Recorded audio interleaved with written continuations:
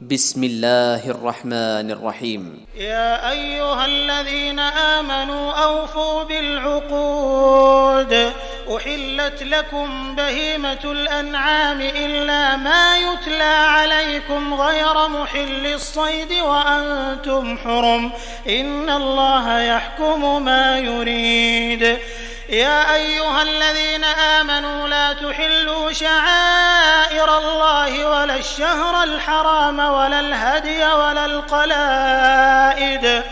ولا القلائد ولا آمين البيت الحرام يبتغون فضلا من ربهم ورضوانا وإذا حللتم فاصطادوا ولا يجرمنكم شنآن قوم أن صدوكم عن المسجد الحرام أن تعتدوا وتعاونوا على البر والتقوى ولا تعاونوا على الإثم والعدوان واتقوا الله إن الله شديد العقاب. حرمت عليكم الميتة والدم ولحم الخنزير وما أهل لغير الله به والمنخنقة والموقوذة والمتردية والنطيحة وما أكل السبع إلا ما ذكيتم وما ذبح على النصب وأن تستقسموا بالأزلام ذلكم فسق.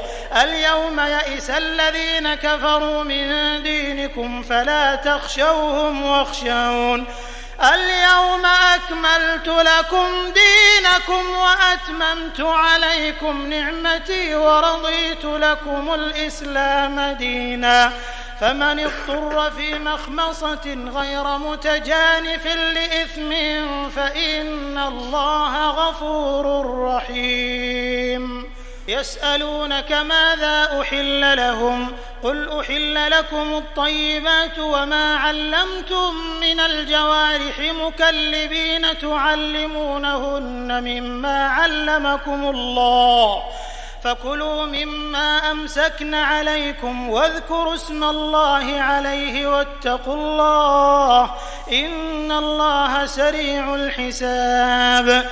اليوم أحل لكم الطيبات وطعام الذين أوتوا الكتاب حل لكم وطعامكم حل لهم والمحصنات من المؤمنات والمحصنات من الذين أوتوا الكتاب من قبلكم إذا آتيتموهن أجورهن محصنين غير مسافحين ولا متخذي أخدان ومن يكفر بالإيمان فقد حبط عمله وهو في الآخرة من الخاسرين. يا أيها الذين آمنوا إذا قمتم إلى الصلاة فاغسلوا وجوهكم وأيديكم إلى المرافق وامسحوا برؤوسكم وأرجلكم إلى الكعبين وإن كنتم جنبا فاطهروا وإن كنتم مرضى أو على سفر أو جاء أحد منكم من الغائط أو لامستم النساء فلم تجدوا ماء فتيمموا صعيدا طيبا فامسحوا بوجوهكم وأيديكم منه ما يريد الله ليجعل عليكم من حرج ولكن يريد ليطهركم وليتم نعمته عليكم لعلكم تشكرون.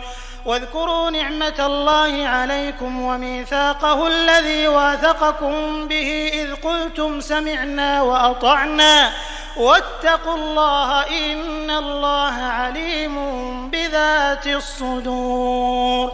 يا أيها الذين آمنوا كونوا قوامين لله شهداء بالقسط ولا يجرمنكم شنآن قوم على ألا تعدلوا اعدلوا هو أقرب للتقوى واتقوا الله إن الله خبير بما تعملون.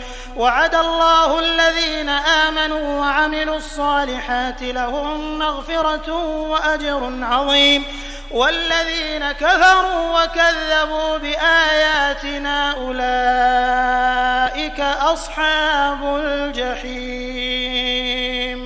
يا أيها الذين آمنوا اذكروا نعمة الله عليكم إذ هم قوم أن يبسطوا إليكم أيديهم فكف أيديهم عنكم واتقوا الله وعلى الله فليتوكل المؤمنون. ولقد أخذ الله ميثاق بني إسرائيل وبعثنا منهم 12 نقيبا وقال الله إني معكم لئن أقمتم الصلاة وآتيتم الزكاة وآمنتم برسلي وعزرتموهم وأقرضتم الله قرضا حسنا لأكفرن عنكم سيئاتكم ولأدخلنكم جنات تجري من تحتها الأنهار فمن كفر بعد ذلك منكم فقد ضل سواء السبيل. فبما نقضهم ميثاقهم لعناهم وجعلنا قلوبهم قاسية يحرفون الكلم عن مواضعه ونسوا حظا مما ذكروا به ولا تزال تطلع على خائنة منهم إلا قليلا منهم فاعف عنهم واصفح إن الله يحب المحسنين. ومن الذين قالوا إنا نصارى أخذنا ميثاقهم فنسوا حظا مما ذكروا به فأغرينا بينهم العداوة والبغضاء إلى يوم القيامة وسوف ينبئهم الله بما كانوا يصنعون. يا أهل الكتاب قد جاءكم رسولنا يبين لكم كثيرا مما كنتم تخفون من الكتاب ويعفو عن كثير. قد جاءكم من الله نور وكتاب مبين يهدي به الله من اتبع رضوانه سبل السلام ويخرجهم من الظلمات إلى النور بإذنه ويهديهم إلى صراط مستقيم. لقد كفر الذين قالوا إن الله هو المسيح ابن مريم قل فمن يملك من الله شيئا إن أراد أن يهلك المسيح ابن مريم وأمه ومن في الأرض جميعا ولله ملك السماوات والأرض وما بينهما يخلق ما يشاء والله على كل شيء قدير. وقالت اليهود والنصارى نحن أبناء الله وأحباؤه قل فلم يعذبكم بذنوبكم بل أنتم بشر ممن خلق يغفر لمن يشاء ويعذب من يشاء ولله ملك السماوات والأرض وما بينهما وإليه المصير. يا أهل الكتاب قد جاءكم رسولنا يبين لكم على فترة من الرسل أن تقولوا ما جاءنا من بشير ولا نذير فقد جاءكم بشير ونذير والله على كل شيء قدير. وإذ قال موسى لقومه يا قوم اذكروا نعمة الله عليكم إذ جعل فيكم أنبياء وجعلكم ملوكا وآتاكم ما لم يؤت أحدا من العالمين يا قوم ادخلوا الأرض المقدسة التي كتب الله لكم ولا ترتدوا على أدباركم فتنقلبوا خاسرين. قالوا يا موسى إن فيها قوما جبارين وإنا لن ندخلها حتى يخرجوا منها فإن يخرجوا منها فإنا داخلون. قال رجلان من الذين يخافون أنعم الله عليهم ادخلوا عليهم الباب فإذا دخلتموه فإنكم غالبون وعلى الله فتوكلوا إن كنتم مؤمنين. قالوا يا موسى إنا لن ندخلها أبدا ما داموا فيها فاذهب أنت وربك فقاتلا إنا هاهنا قاعدون. قال رب إني لا أملك إلا نفسي وأخي فافرق بيننا وبين القوم الفاسقين.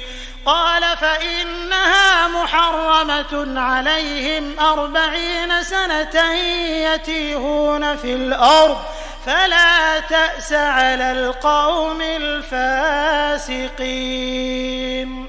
واتل عليهم نبأ ابني آدم بالحق إذ قربا قربانا فتقبل من أحدهما ولم يتقبل من الآخر قال لأقتلنك قال إنما يتقبل الله من المتقين. لئن بسطت إلي يدك لتقتلني ما أنا بباسط يدي إليك لأقتلك إني أخاف الله رب العالمين. إني أريد أن تبوء بإثمي وإثمك فتكون من أصحاب النار وذلك جزاء الظالمين. فطوعت له نفسه قتل أخيه فقتله فأصبح من الخاسرين. فبعث الله غرابا يبحث في الأرض ليريه كيف يواري سوءة أخيه قال يا ويلتى أعجزت أن أكون مثل هذا الغراب فأواري سوءة أخي فأصبح من النادمين. من أجل ذلك كتبنا على بني إسرائيل أنه من قتل نفسا بغير نفس أو فساد في الأرض فكأنما قتل الناس جميعا ومن أحياها فكأنما أحيا الناس جميعا ولقد جاءتهم رسلنا بالبينات ثم إن كثيرا منهم بعد ذلك في الأرض لمسرفون. إنما جزاء الذين يحاربون الله ورسوله ويسعون في الأرض فسادا أن يقتلوا أو يصلبوا أو تقطع أيديهم وأرجلهم من خلاف أو ينفوا من الأرض ذلك لهم خزي في الدنيا ولهم في الآخرة عذاب عظيم. إلا الذين تابوا من قبل أن تقدروا عليهم فاعلموا أن الله غفور رحيم.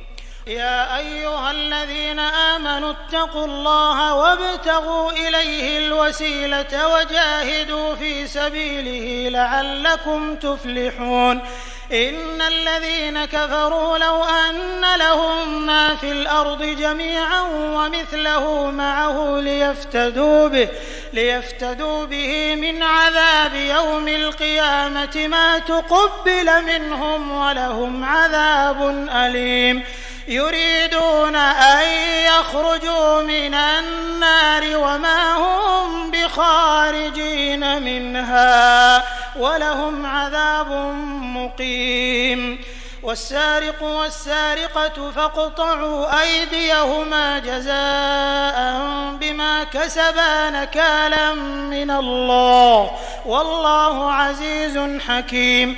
فمن تاب من بعد ظلمه وأصلح فإن الله يتوب عليه إن الله غفور رحيم. ألم تعلم أن الله له ملك السماوات والأرض يعذب من يشاء ويغفر لمن يشاء والله على كل شيء قدير. يا أيها الرسول لا يحزنك الذين يسارعون في الكفر من الذين قالوا آمنا بأفواههم ولم تؤمن قلوبهم ومن الذين هادوا سماعون للكذب سماعون لقوم آخرين لم يأتوك يحرفون الكلم من بعد مواضعه يقولون إن أوتيتم هذا فخذوه وإن لم تؤتوه فاحذروا ومن يرد الله فتنته فلن تملك له من الله شيئا أولئك الذين لم يرد الله أن يطهر قلوبهم لهم في الدنيا خزي ولهم في الآخرة عذاب عظيم. سماعون للكذب أكالون للسحت فإن جاءوك فاحكم بينهم أو أعرض عنهم وإن تعرض عنهم فلن يضروك شيئا وإن حكمت فاحكم بينهم بالقسط إن الله يحب المقسطين. وكيف يحكمونك وعندهم التوراة فيها حكم الله ثم يتولون من بعد ذلك وما أولئك بالمؤمنين. إنا أنزلنا التوراة فيها هدى ونور يحكم بها النبيون الذين أسلموا للذين هادوا والربانيون والأحبار بما استحفظوا من كتاب الله وكانوا عليه شهداء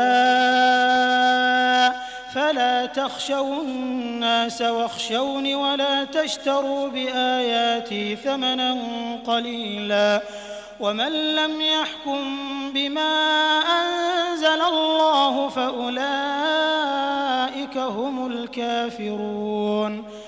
وكتبنا عليهم فيها أن النفس بالنفس والعين بالعين والأنف بالأنف والأذن بالأذن والسن بالسن والجروح قصاص فمن تصدق به فهو كفارة له ومن لم يحكم بما أنزل الله فأولئك هم الظالمون. وقفينا على آثارهم بعيسى ابن مريم مصدقا لما بين يديه من التوراة وآتيناه الإنجيل فيه هدى ونور ومصدقا لما بين يديه من التوراة وهدى وموعظة للمتقين. وليحكم أهل الإنجيل بما أنزل الله فيه ومن لم يحكم بما أنزل الله فأولئك هم الفاسقون.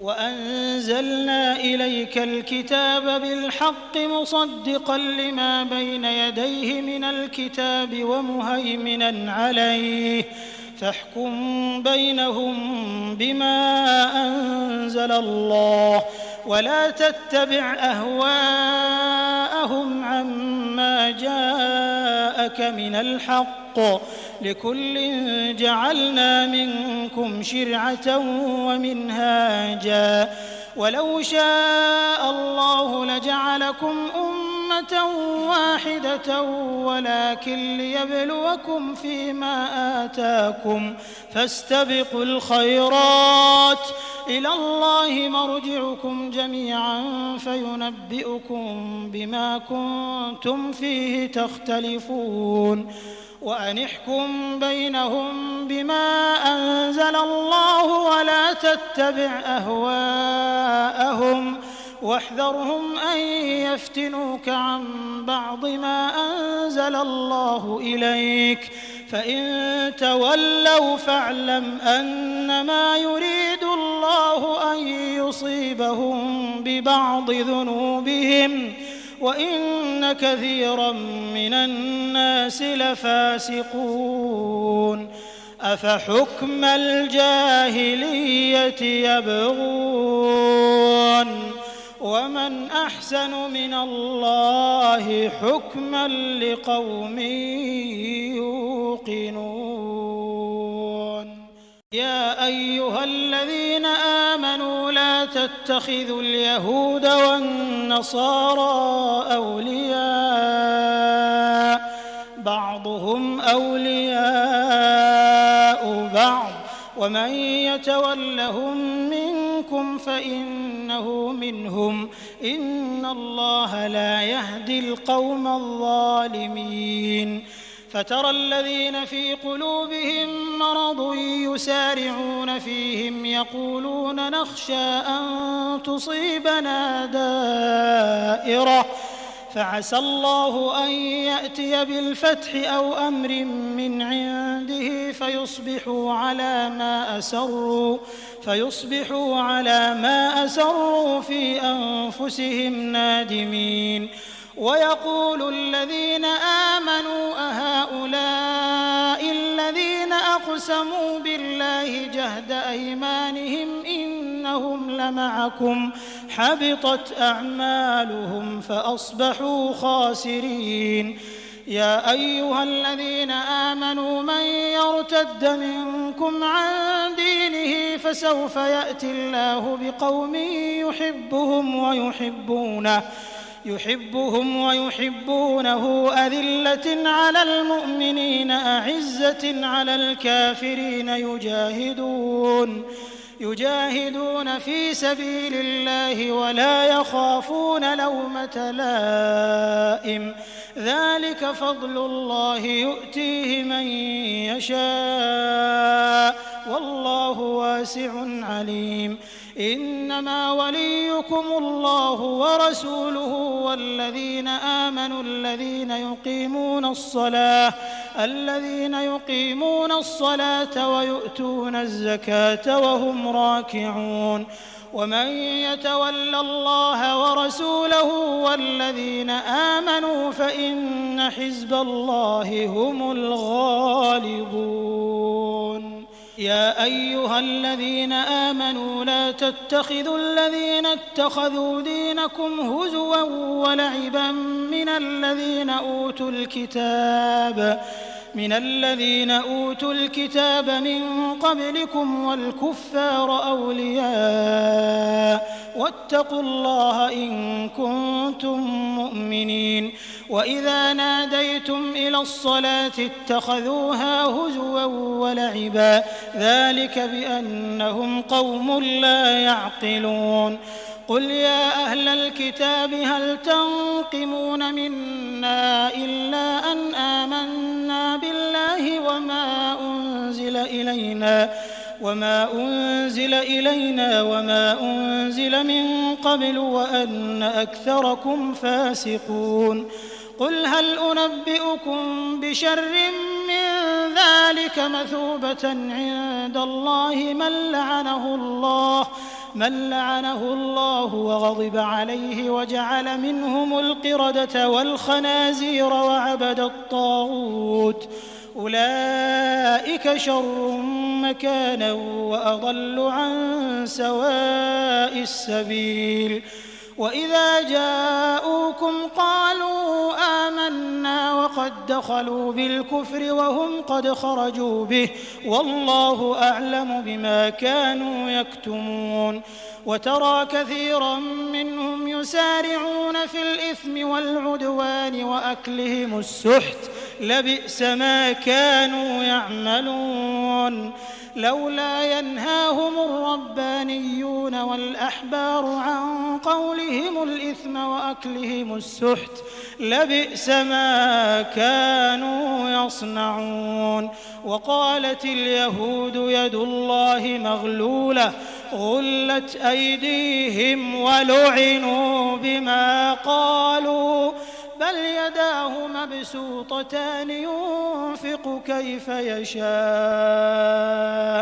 وليزيدن كثيرا منهم ما أنزل إليك من ربك طغيانا وكفرا وألقينا بينهم العداوة والبغضاء إلى يوم القيامة كلما أوقدوا نارا للحرب أطفأها الله ويسعون في الأرض فسادا والله لا يحب المفسدين. ولو أن أهل الكتاب آمنوا واتقوا لكفرنا عنهم سيئاتهم ولأدخلناهم جنات النعيم. ولو أنهم أقاموا التوراة والإنجيل وما أنزل إليهم من ربهم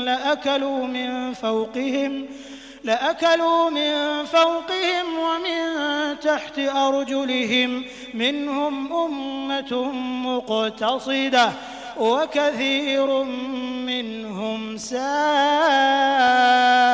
ما يعملون.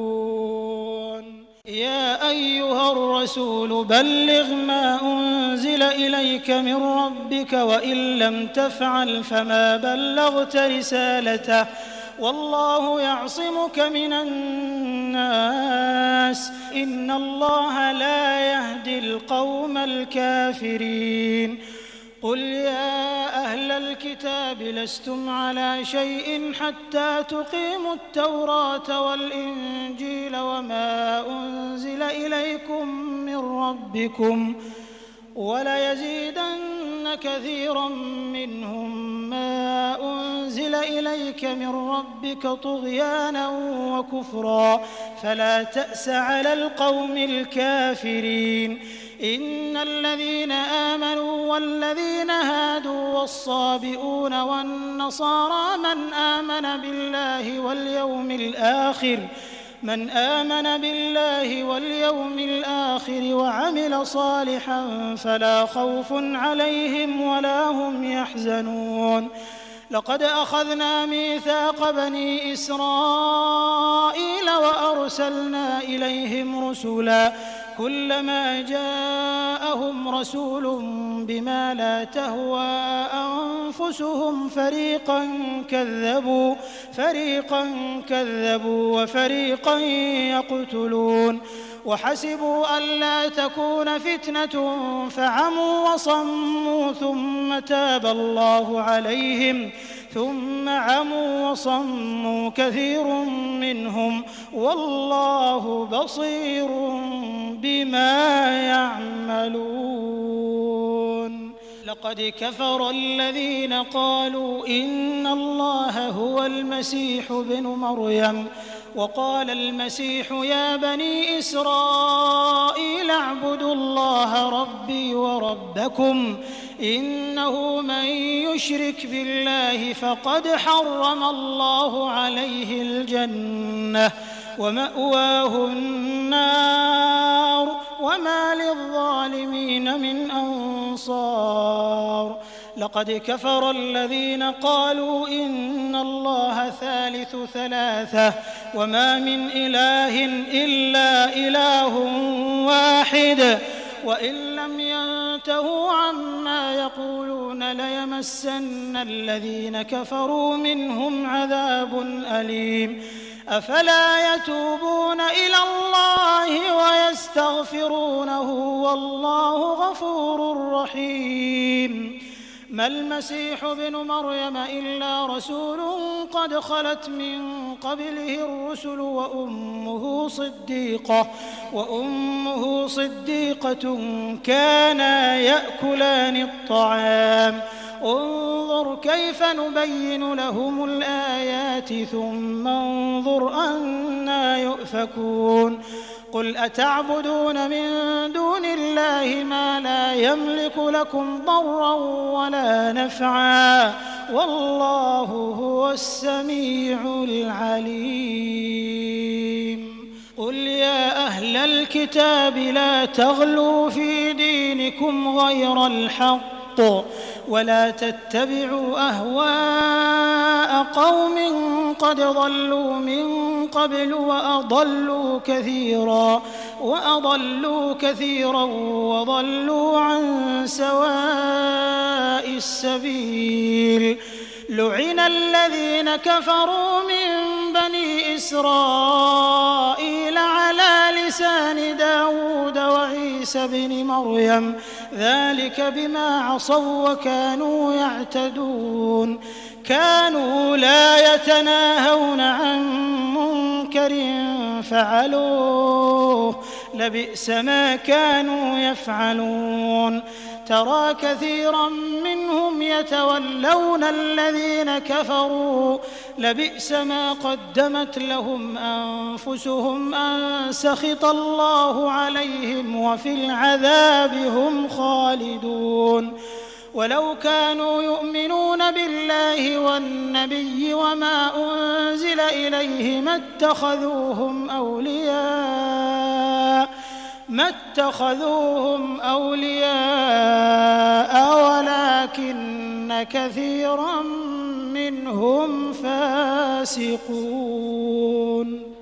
لتجدن أشد الناس عداوة للذين آمنوا اليهود والذين أشركوا ولتجدن أقربهم مودة للذين آمنوا الذين قالوا إنا نصارى ذلك بأن منهم قسيسين ورهبانا وأنهم لا يستكبرون. وإذا سمعوا ما أنزل إلى الرسول ترى أعينهم تفيض من الدمع مما عرفوا من الحق يقولون ربنا آمنا فاكتبنا مع الشاهدين. وما لنا لا نؤمن بالله وما جاءنا من الحق ونطمع أن يدخلنا ربنا مع القوم الصالحين. فأثابهم الله بما قالوا جنات تجري من تحتها الأنهار خالدين فيها وذلك جزاء المحسنين. والذين كفروا وكذبوا بآياتنا أولئك أصحاب الجحيم. يا أيها الذين آمنوا لا تحرموا طيبات ما أحل الله لكم ولا تعتدوا إن الله لا يحب المعتدين. وكلوا مما رزقكم الله حلالا طيبا واتقوا الله الذي أنتم به مؤمنون. لا يؤاخذكم الله باللغو في أيمانكم ولكن يؤاخذكم بما عقدتم الأيمان. فكفارته إطعام 10 مساكين من أوسط ما تطعمون أهليكم أو كسوتهم أو تحرير رقبة. فمن لم يجد فصيام 3 أيام ذلك كفارة أيمانكم إذا حلفتم واحفظوا أيمانكم كذلك يبين الله لكم آياته لعلكم تشكرون. يا أيها الذين آمنوا إنما الخمر والميسر والأنصاب والأزلام رجس من عمل الشيطان فاجتنبوه لعلكم تفلحون. إنما يريد الشيطان أن يوقع بينكم العداوة والبغضاء في الخمر والميسر ويصدكم عن ذكر الله وعن الصلاة فهل أنتم منتهون وأطيعوا الله وأطيعوا الرسول واحذروا فإن توليتم فاعلموا أنما على رسولنا البلاغ المبين ليس على الذين آمنوا وعملوا الصالحات جناح فيما طعموا إذا ما اتقوا وآمنوا وعملوا الصالحات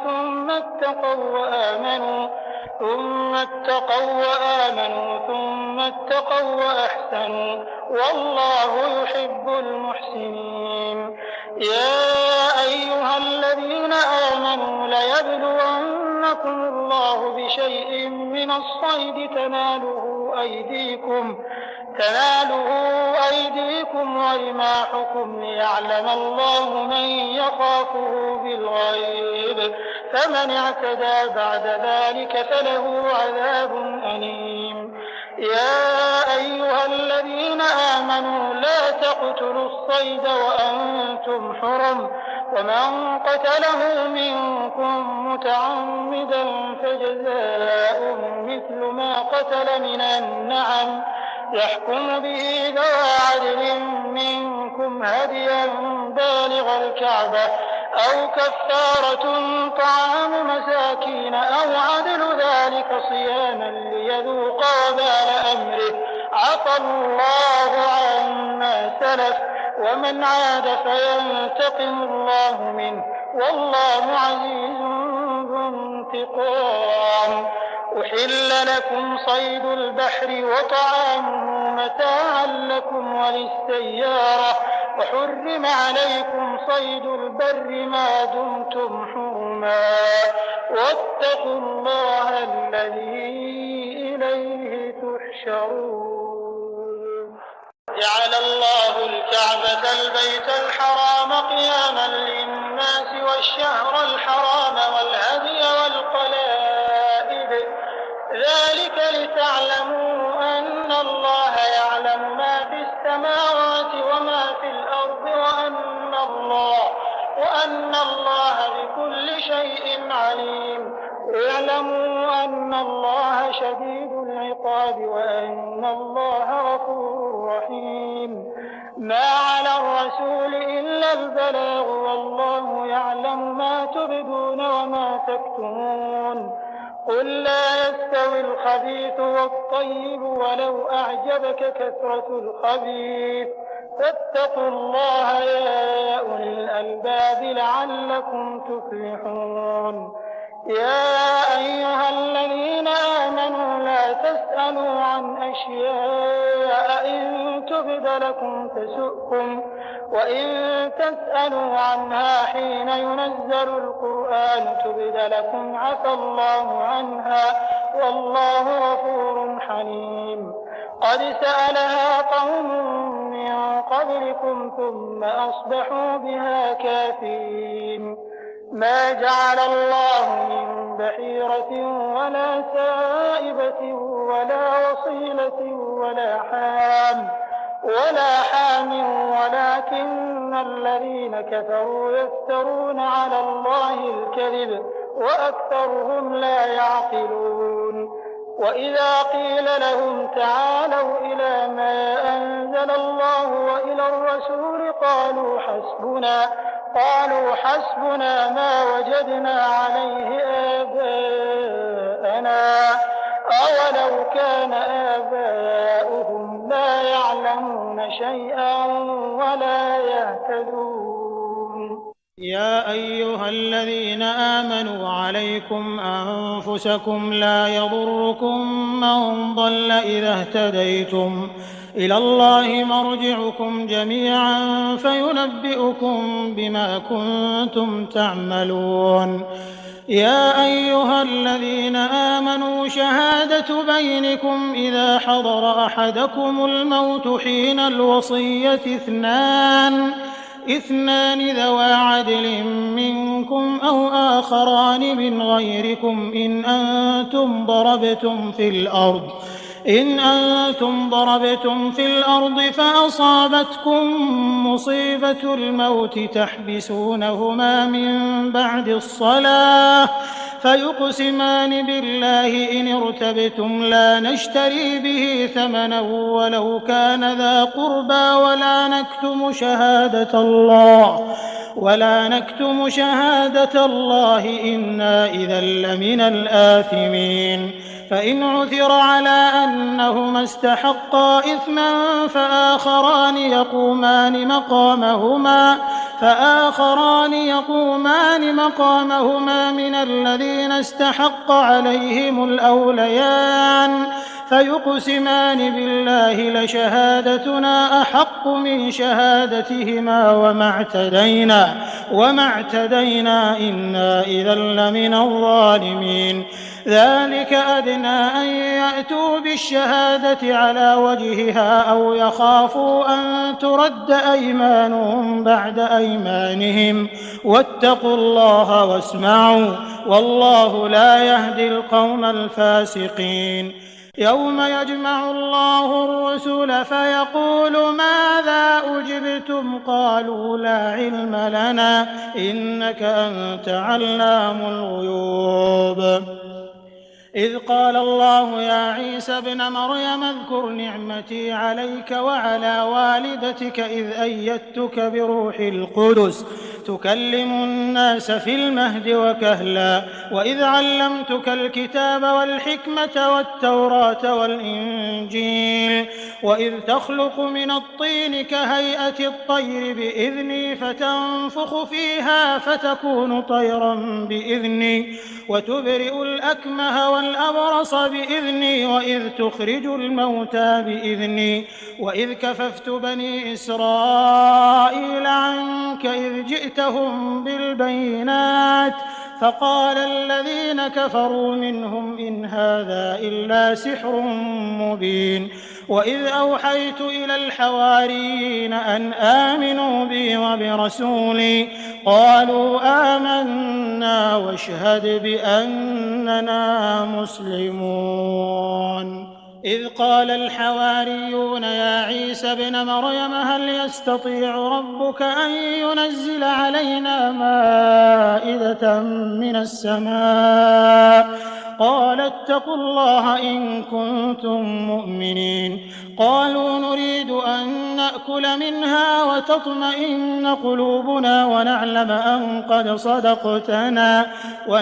أن قد صدقتنا ونكون عليها من الشاهدين. قال عيسى ابن مريم اللهم ربنا أنزل علينا مائدة من السماء تكون لنا عيدا لأولنا وآخرنا وآية منك وارزقنا وأنت خير الرازقين. قال الله إني منزلها عليكم فمن يكفر بعد منكم فإني أعذبه عذابا لا أعذبه أحدا من العالمين. وإذ قال الله يا عيسى ابن مريم أأنت قلت للناس اتخذوني وأمي إلهين من دون الله قال سبحانك ما يكون لي أن أقول ما ليس لي بحق إن كنت قلته فقد علمته تعلم ما في نفسي ولا أعلم ما في نفسك إنك أنت علام الغيوب. ما قلت لهم إلا ما أمرتني به أن اعبدوا الله ربي وربكم وكنت عليهم شهيدا ما دمت فيهم فلما توفيتني كنت أنت الرقيب عليهم وأنت على كل شيء شهيد. إن تعذبهم فإنهم عبادك إن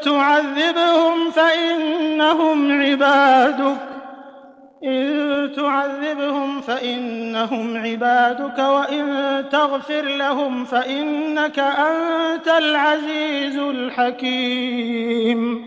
قال الله هذا يوم ينفع الصادقين صدقهم لهم جنات تجري من تحتها الأنهار خالدين فيها أبدا رضي الله عنهم ورضوا عنه ذلك الفوز العظيم لله ملك السماوات والأرض وما فيهن وهو على كل شيء قدير